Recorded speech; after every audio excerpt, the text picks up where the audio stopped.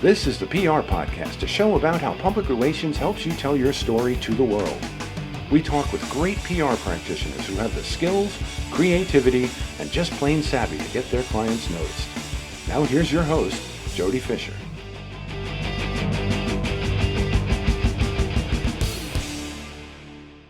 Hey everyone, and welcome to the PR Podcast. I'm Jody Fisher. Thanks for joining us. Before we get into our show today, I wanted to say thanks to everyone who's subscribed to our podcast already and who's liked our page on Facebook. We appreciate your interest and we appreciate your support.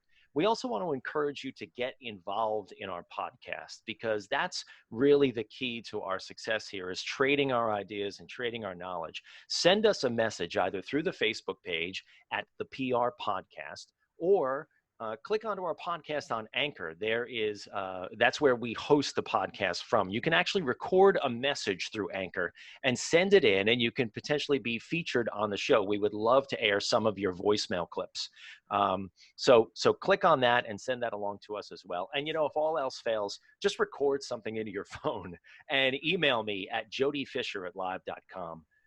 We'll grab the file. We'll take a look at it. We'll potentially play it on the show. But please do get involved because we really want to hear from you. So our special guest today is Christina Brodzky. She's the founder of MediaSesh, which is an SEO consultancy. And she has helped companies of all sizes to improve their online visibility and to get found by their customers on search engines. Christina also conducts SEO and analytics trainings and webinars for clients located around the country, empowering business owners and marketers to make impactful and valuable next step decisions based on data. Christina, welcome to the show. Thank you, Jody. It's good to talk with you again. You and I worked together at Rubenstein Communications in New York City several years ago. But that's where we first crossed paths. And so let's just recap sort of how we worked together. I was a traditional PR person, and you were a member of what I'll call the fledgling SEO team that we had there at the time, right? That's correct. It was the first time in our company's history that finally they started a digital division since they understood how valuable digital was becoming in this day and age. Yeah, and so that grows. We had a lot of great conversations back then talking about how to optimize press releases and how to utilize digital, and talking about this buzzword that we're going to talk about today, which has become the core of what you do, SEO. And search engine optimization and how important it is. And I think you and I agree how important it is today, even more important than it was 10 years ago. Tell us a little bit first about MediaSesh, your company, and how you got there. Sure. So I had started MediaSesh in 2015. And it was originally a side hustle where I could earn extra money for doing SEO and dabbling into some other online marketing strategies. But I loved SEO so much that I did it both full-time and on the side. But then in early 2019, I was given this opportunity to grow my business to where now it's my full-time thing. But the way in which I first got into SEO was while I was at that PR firm that we were working at together, and they had just started that digital division, and I had asked the two supervisors of that team if I could join, and then a few months later, voila. So I went from doing real estate PR for a couple of years to then learning about online reputation management. And ever since 2009, when I first got started in SEO, I've been in different areas of it, but then I never left. That is a great story, and you dropped another buzzword there: online reputation management. I guess we should slap a big old warning on this podcast here. We're going to be throwing down a lot of buzzwords, and we're going to be kicking around a lot of jargon here. So let's start our conversation here with defining what is SEO, search engine optimization. You do it every day. What is it? Yeah, so SEO is the thing that helps you to get in front of your customers on search engines. So if you were to conduct a search on Google, there's a good chance that the listings that are appearing there, they're utilizing SEO strategies. And the way in which I like to describe SEO for people that are new to it, it's very foreign. I like to do it in three different ways. The first thing is SEO can help businesses to remain competitive online. And An analogy I'll use for this is, let's say you're standing at a magazine and a newspaper stand. If that magazine is at eye level, that's going to increase the chances that you're going to be seen. It helps to increase the chances that someone may buy you versus a magazine that's on that bottom shelf where it forces people to hunch over. So if you can be found easily, that increases the chances that you will be considered. And then the second thing is, SEO helps you to remain relevant. It's like that saying, if you're out of sight, you're out of mind. So if you're ranking on that first page of Google, it can signify that you are more relevant than someone who's on page 2 and beyond. And most people don't really venture off to page 2 in Google and beyond. And using that newspaper and magazine example, whoever is on the cover is more relevant than someone who is on the 10th page. And that's very similar to Google and the online experience. And then there are a whole other slew of reasons as to why it's important. But the final one that I'll give you is that SEO makes it where you can make impactful business decisions, where SEO and analytics go hand in hand. And we need to know if SEO is working and what we need to do differently. There's a lot to unpack there. I love the analogy of the newsstand, right? And I got to imagine that there are some people out there, right, going, "What's a newsstand?" A little But bit. in but in any case, I guess you could probably make the same analogy with like a supermarket shelf, right? You see the products that are eye level. You don't necessarily see the ones that are down by your feet, or maybe even the ones that are up above your head. Those are great analogies, and I also love the placement analogy too. The cover versus page 2 and things like that.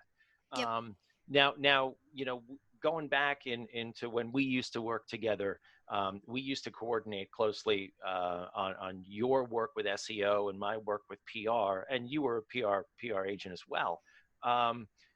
Let's talk a little bit about how SEO and PR and earned media work together, because they do work really effectively together. You call them a great marriage. Yes, exactly. They do make a really great marriage. And having worked in PR first and then moving over into SEO, I can see how they benefit each other.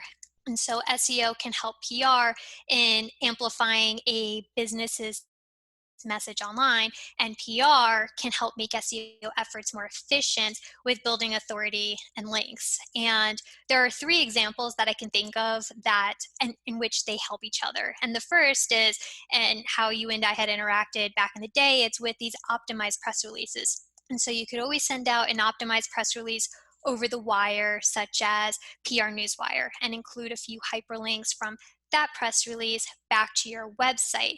Now, the weight and relevance of those links from the PR distribution services, those have changed over time, but it can still help with referral traffic. So if somebody saw your press release on PR Newswire or another website that had picked it up and they clicked on a link, that's great.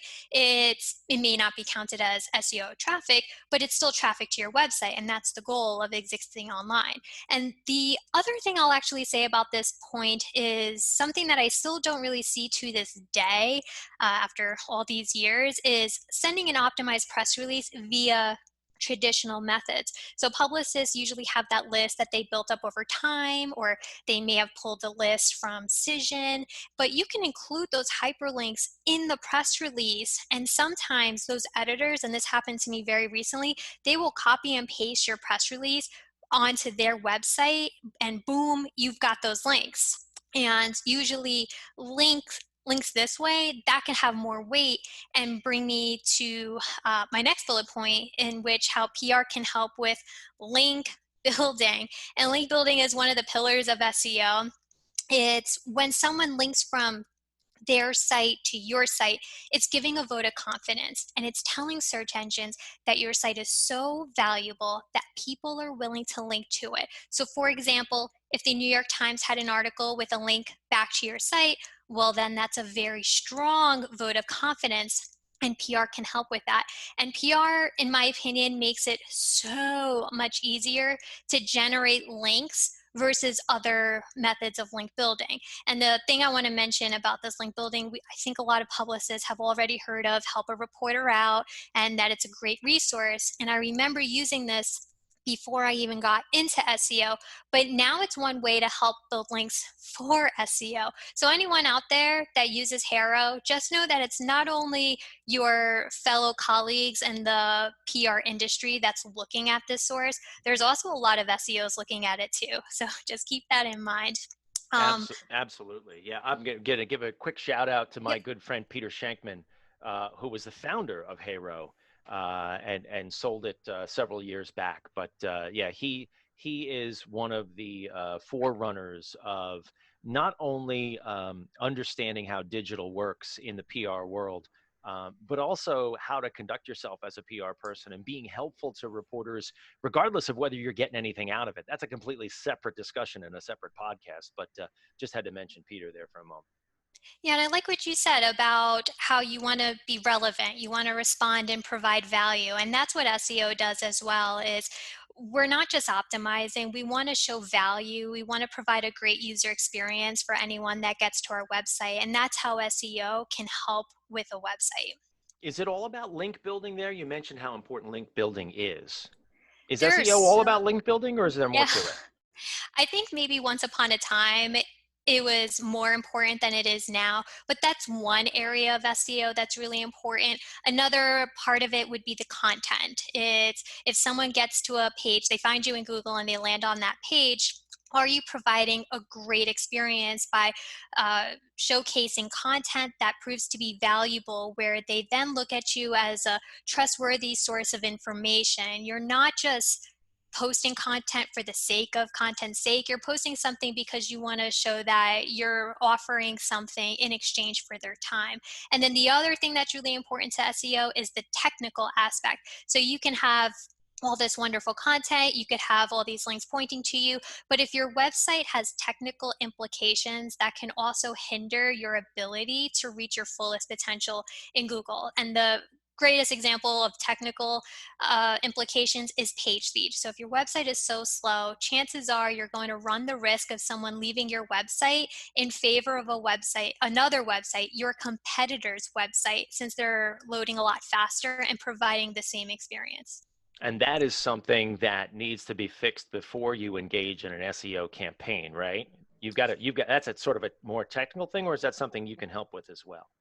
Yeah, it's very technical. So page speed is the easiest example, but there are so many other things that might prohibit your website from uh, performing and being technically sound. So what I'll normally do for a client is perform what's known as a technical audit, and it'll dive deep into those implications and it'll recommend the things that we should do. And it's based on a priority level too, based on experience and best practices. So if I know something is impacting your website negatively, let's fix that first. And so we'll have the level of effort needed to correct this technical implication, the priority, the stakeholders that need to be involved, whether it's a developer or your content writer.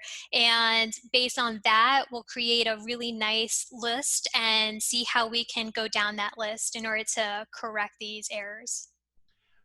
When you engage with a client on an SEO campaign, you talk about link building and sort of driving people back to either the main website or maybe particular pages within a site. Well, I should back up. Do you ever do that where you want to drive people towards maybe either a sub page or something further down as opposed to the home page? Do you ever do that with SEO?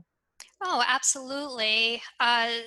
So let's say the client puts together a white paper, an ebook, or a really outstanding article. We are going to want to generate interest back to that page versus the home page, and generating links back from maybe, let's say, for example, Haro, there's a request out there and they're saying, we would like a quote on this. Well, you just so happen to have a page about that on your website, and it provides a lot of value. So when you're pitching to this Haro reporter, and you're able to say, we've got this link, and you're able to then get those links back to that page as well to help with building that authority. That makes a lot of sense. Yeah, we talked a little bit before about sort of the marriage between SEO and PR.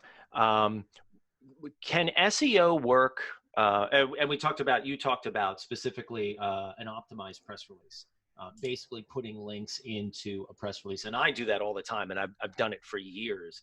And I have absolutely seen what you talked about, which is the cut and paste effect. We're not knocking any reporters here. Sometimes that's just the most efficient way to do it. Or they won't cut and paste the entire release, but maybe they'll cut and paste a paragraph because it works for them. Or they'll cut and paste a paragraph and they'll just rewrite it a little bit. But to your point, many, many times I've found that my links show up on the website version of someone's article because I put the link there in the first place. And I do that constantly. I don't overdo it. Is there an ideal number? I usually do about 3 per press release. One obviously is the client's homepage, but then maybe something a little further down, a resource or something like that. Is there an ideal recommendation for how many times you should put a link into a press release?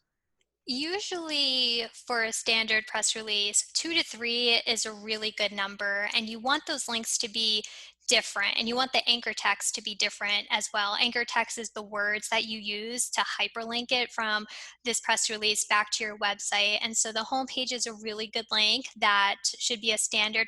Another one, let's say you mention a product or a service, you can hyperlink some targeted keywords from that press release to that very specific dedicated landing page. And if you're working on online reputation management for a person's name, and so you're including a quote within this press release, go ahead and hyperlink that John Smith had said this, and hyperlink John Smith's name from the press release back to his author or bio page on the website. Should you ever link back to something like their LinkedIn page or their Facebook page, or do you want to be sending people back to their website? Is that the whole point of SEO? Yeah, of course, you could include those links to LinkedIn if it makes sense, because again, you're trying to provide this really great user experience. And if it makes sense to bring them to the LinkedIn page, and if the person knows that if they click on this link, it's going to bring them to the LinkedIn page, then by all means, go ahead and do that. But ultimately, with any of these marketing strategies, doesn't matter if it's SEO, social, email, the goal is really to get people back to your website, because that's where the goal completions happen. That's where the purchases are made. And that's usually where they'll pull up your phone number in order to call you. That sounds great. So then going back to the question I think I was going to ask 4 questions ago, which is can SEO work, what I'm saying is retroactively with earned media? In other words, let's say I've got some articles out there that have, some hits in publications out there that are already out there. Can I then retroactively, juice my website in whatever way to um, direct more traffic to my website, or really does it happen on the PR end of the deal, or the already, let's call it the already published end of the deal? In other words, if the link has got to be out there in order for it to drive the traffic back. It is never too late to enter the arena. And for many clients that I work with, they already have a publicist that they've been working with for X number of years. And now they need or they want to incorporate SEO. And while it would be nice to work with someone early on, most of the time, maybe because of budget or resource constraints, we are seemingly having to work retroactively, but we can still make some really good positive movement after the fact. So for anyone listening, it is not too late. All the head honchos have not gobbled up the results. It really will become a matter of figuring out where to insert your business that makes the most sense, where people are searching for particular terms, and how to get you found. So the way in which we'll try to go, we won't go after broad keyword phrases such as the word fintech. It's too broad. It can mean anything. It might not necessarily be someone looking for your business, and chances are it's too competitive and you're probably not going to rank for it right away, or if ever, because of the competition. But if we go for something a little bit more long tail, like fintech companies in Colorado, okay, now we're finding a place where we can insert you, and the type of keywords that we should be going after, and the kind of content that we should be crafted based on, and we'll write the who, what, where, when, why questions that people are searching for in order to find you. And so there's always a place and a time in which we can work with you, and it is never too late.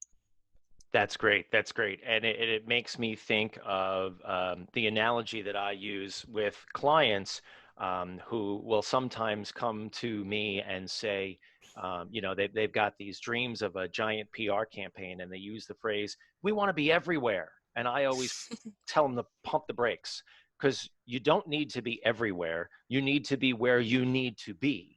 And that what you were saying kind of sounds similar, in at least to my ears, that you want to fish where your fish are. You want to make sure that you are reaching out to your customers or your membership or your audience, where they are looking for you. You sort of got to meet them in the middle, almost, in a way. That these big, broad campaigns, much like you were saying, with these big, broad terms, these big, broad SEO terms, aren't going to be effective for you. What's going to be effective is focusing your message, focusing your efforts, and making sure that you're going after people where you know they are. Am I hearing you right?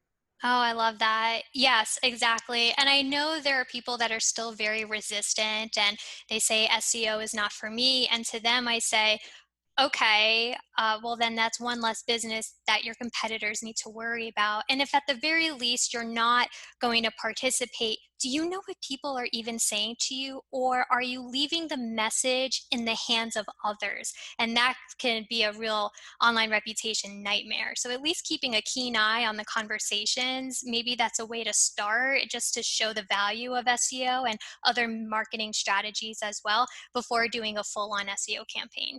Does an SEO campaign ever get tweaked along the way? I imagine it does, right? Or do you turn it on and just set it and forget it? Oh, no. SEO always needs tweaking, and that could be for a number of reasons because algorithms are changing, new competitors come in and out of the arena, and chances are your website is always being updated. And because of these different variables, that can impact where you are. So let's say you have an SEO campaign and you decide to shut it off. There is a chance that maybe you can coast for a little bit, but because of these different variables and suddenly you're ranking well today, that doesn't mean and it does not guarantee that you're going to rank well tomorrow. And chances are your competitors never stopped. So for you to want to go back retroactively, try to regain those positions, it could be a challenge and you may not reach your fullest potential in a position that you once had. So SEO is never a set it and forget it strategy. It's more of a set it, monitor, and iterate strategy, but never stop. When you and I were working together, I know that I had at least one client who I will not name, that we engaged in he was a very nice man, engaged in sort of an SEO campaign for him. And we did so by creating a blog that had lots of opportunities for SEO links. We did some work with some video. We did a lot on the what I'll call the owned media side, right, where we could control everything that was going on, versus the earned media side, pitching out news stories, which is what I traditionally do. Not that we didn't do that, but we did do some pitching of blogs and things like that. But all of that content that we created, his website, his videos, and all those things, contributed to his SEO. And part of the reason he wanted to do that was to get rid of certain SEO results that were ranking on that first page. Are there ways to get rid of those, what I'll call bad SEO results, whether it's that bad news article or that bad blog? Is there a way to get that off the first page of search results with SEO? I feel like this question might have been what created online reputation management. So we can't really get rid of results in Google. We can never call up an editor and say, hey, that was really mean of you to write. Please take that down, especially if it's true. But what we can try to do, as you had mentioned, is displace those negative results with something else. And we could increase the chances of that happening by using a combination of good SEO and good PR. And an example of that would be creating other owned digital assets, such as social media. So Facebook, Instagram, LinkedIn, etc. Those can rank really well in Google for branded keyword phrases. The other thing that could happen is distributing a press release and getting placed in a high authority website, since those can sometimes displace those negative results as well. And we want to work hard to get those listings to page 2, because as the saying goes, the best place to hide a dead body is on the second page of Google search results. Oh man, I'm going to remember that one. That's great. That's great. But I guess it all starts with having a conversation with someone like yourself who can guide you through all of this, right? Exactly. So if you're ever curious about SEO, I do recommend speaking with a number of different SEO consultants to see who the perfect match for your business would be. And I do have a blog post on my website, how to find a good SEO consultant, in case you wanted to know the kinds of questions that you should ask and the qualities that you should look for when speaking with an SEO consultant. Well, that is a great segue into allowing me to plug your business here. Let people know how they can find you online, Christina. You can find me, of course, on my website, MediaSesh.com, or I'm on Twitter as well at CBrodsky, Brodsky with a Z, not an S. Feel free to message me, and you could read about all my SEO adventures. Awesome. And I did take a look at your website and your blog. You got some great reading there, some great resources. So people, if you're interested in SEO and how it can work to help propel your PR campaign, or even if you just want to get into SEO on its own, check out MediaSesh, MediaSesh.com, and dial up Christina, because she's a total pro. So Christina, thanks for joining us. We really appreciate your time today. Thank you. And thanks everyone for listening. Please remember to subscribe to the show, like us on Facebook at The PR Podcast, and send us a question or a comment. And we'll see you next time on The PR Podcast.